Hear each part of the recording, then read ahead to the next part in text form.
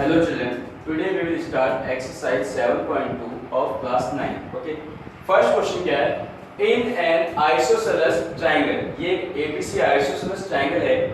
OB and OC are bisector of angle B and angle C. Okay, ये given है. और proof क्या करना है? OB equal to OC and AO bisector of angle B. ये OE कैसे line आएगी? ठीक है. अब देखो, ABC एक आइसोसेलेस ट्रायंगल है. तो आइसोसेलेस ट्रायंगल में क्या होता है, दो साइड्स इक्वल होती है और उनके अपोजिट एंगल्स भी इक्वल होते हैं. जैसे ये इसके इक्वल होगा, angle ABC is equal to angle ACB. Okay, अब देखो ABC में क्या बोला गया है कि OB जो है ABC का बाइसेक्टर है. तो ABC दो पार्ट में डिवाइड हुआ, कौन कौन से में? ABO equal to angle OBC. Then और ACB भी टू पार्ट में डिवाइड हुआ, ACO equal to OCB. It means what?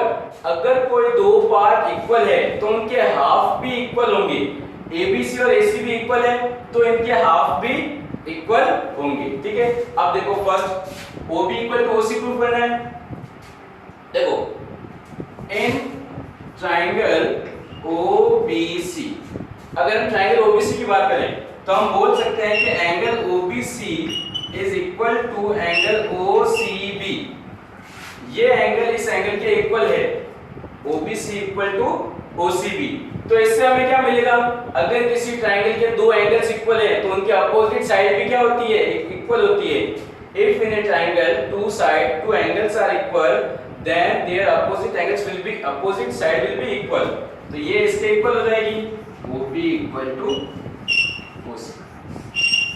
ये एक मिल गया. अब सेकंड देखो, सेकंड में बताना है AO is bisector of angle O. Means इन दो एंगल्स को इक्वल बताना है. ठीक है. तो देखो,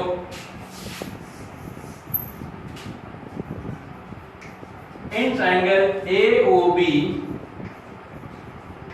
and triangle AOC, AOB and AOC. अब इसके अंदर देखो, हम बोलेंगे कि AB equal to AC. Done. Angle ABO is equal to angle ACO. Half का हाफ इक्वल होगा. And OB equal to OC. तो from SAS triangle AOB is congruent to triangle AOC and by CPCT. CPCT से क्या बोलेंगे कि angle BAO is equal to angle CAO. तो ये angle कौन सा है? BAO, ये वाला. और ये कौन सा है? ये वाला. It means AO is bisector of angle A. Done. Okay. Now we will do question number 2. अच्छे से देखना, क्वेश्चन को रिपीट करना, नोटबुक में समझ में आ जाएगा. Question number 2.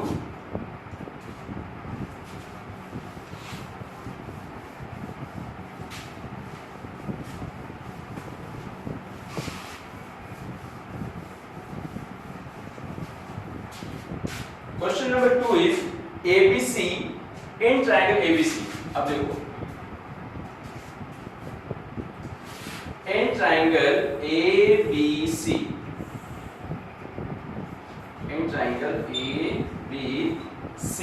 okay, AD is perpendicular bisector of BC. AD is perpendicular bisector of BC. Given क्या है? AD is perpendicular to BC and BD equal to DC. ये गिवन है. डन. ओके. अब आपसे बोला क्या गया है? To prove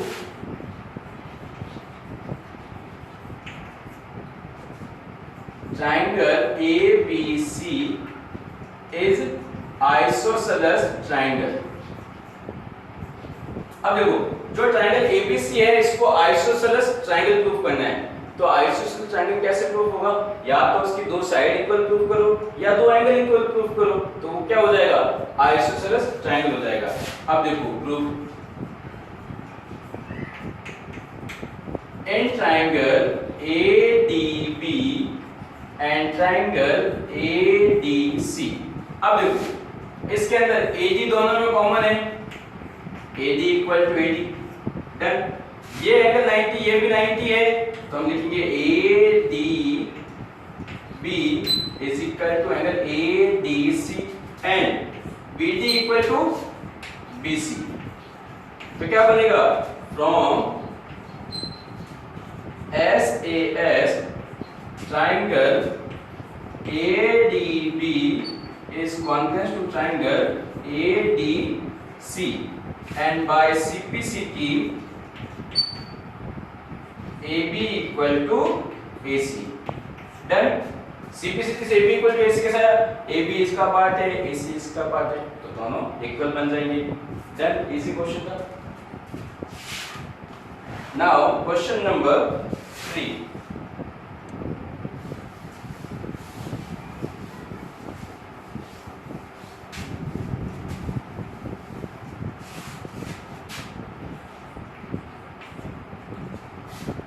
ABC is an isosceles triangle। given क्या है? ABC is an isosceles triangle। Done, तो बनाते हैं। अब देखो ये ABC, अब इस एक स्टेटमेंट में क्या क्या पता चलता है कि ABC is an isosceles triangle। इसका मतलब क्या हुआ? ये साइड इस साइड के इक्वल होगी, ये एंगल इस एंगल के इक्वल होगा। Done. In which altitudes BE and CF। अब इसके अंदर दो एल्टीट्यूड है। एल्टीट्यूड क्या होती है?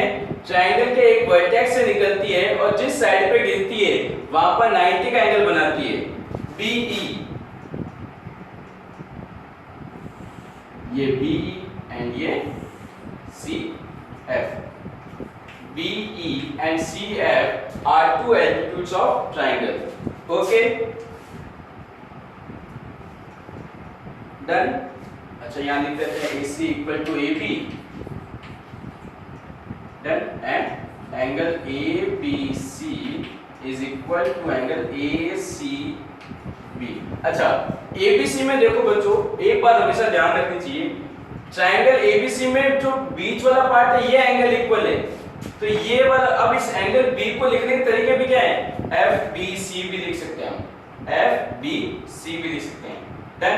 और एक बात, अगर ये यहाँ पर 90 बना तो यहाँ पे भी 90 बनेगा, यहाँ पर 90 बना तो यहाँ पर भी 90 बनेगा, लीनियर पेज रूल है। Done. Show that these altitudes are equal. To prove, जो आपने एल्टीट्यूड बनाई थी उनको इक्वल प्रूव करना है। BE equal to CF। Okay, easy question है। देखो प्रूफ, हमेशा क्या करना चाहिए? जिन चीजों को हमें प्रूफ करना है, हमें देखना है वो कौन कौन से ट्रायंगल में आ रही है।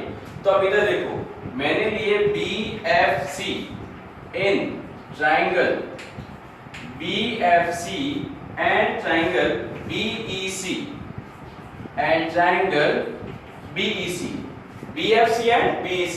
अब देखो इसमें BFC और BEC में क्या मिलता है? देखो angle BFC is equal to angle CEB, ये 90 ये 90 हो गया। डन। और देखो angle FBC is equal to angle ECB, angle तो ये वाली है, दोनों में इक्वल होगा। डन। और BC दोनों में कॉमन है, BC इक्वल टू BC। तो from AAS triangle BFC congruent to triangle BEC। अब by CPCT BE equal to CF, ये हो गया आपका। तो डन। नाउ क्वेश्चन नंबर 4 आपको सेल्फ करना है। Question number 5। अब देखो क्वेश्चन नंबर 5 का डायग्राम यहाँ पे समझाता हूँ। देखो क्वेश्चन नंबर 5 क्या है, ABC and DBC are two isosceles triangle drawn on the same base BC। एक BC है, BC पर दो ट्रायंगल बनाए गए हैं, ठीक है। अब एक तो ABC है, एक DBC है, ठीक है, और ये दोनों आइसोसेलेस ट्रायंगल है। कॉमन बेस BC पर ABC and DBC they are two isosceles triangle। हमें प्रूफ क्या करना है, angle ABD equal to angle ACD। देखो to show angle ABD and angle ACD बहुत इजी है। देखो इस लाइन को इस लाइन से मिला दो, ठीक है, इस लाइन को इस लाइन से मिला दो। अब देखो आपको दो ट्रायंगल मिले, ABD, triangle ABD and triangle ACD। अब देखो AB इक्वल टू हो जाएगा AC, done. BD equal to हो जाएगा DC, और ये दोनों में कॉमन आ गई। तो from SSH both triangles are congruent, और बाय सिंप्लिसिटी हम बोल देंगे कि ABD and ACD angles are equal. Okay done. Now we will do question number 6।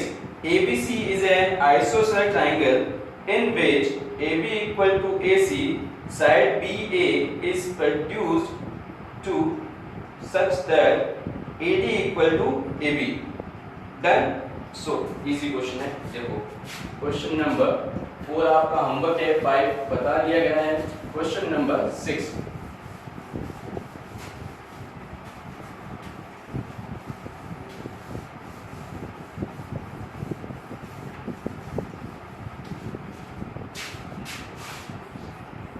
Question number 6 क्या गिवन है, ABC is an isosceles triangle. तो हम डायग्राम से ही स्टार्ट करते हैं।